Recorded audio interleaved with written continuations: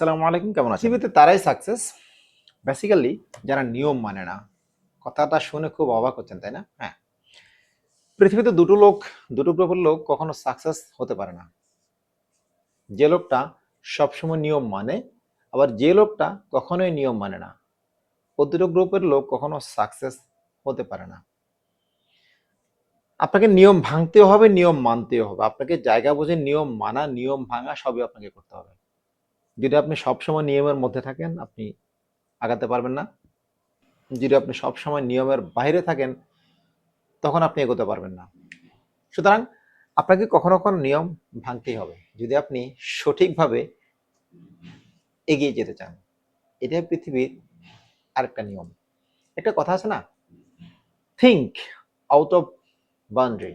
মানে আপনি আপনার পরিধির বাইরে চিন্তা করেন, পরিধির মধ্যে নয়। সুতরাং চিন্তা ভাবনার একটু পরিবর্তন করেন, কিছু নিয়ম ভেঙে ফেলেন, অসুবিধা নেই। নিয়ম না ভাঙলে কখনোই আবিষ্কার হয় না। আবিষ্কার করতে গেলে আপনার নিয়ম ভাঙতে হবে।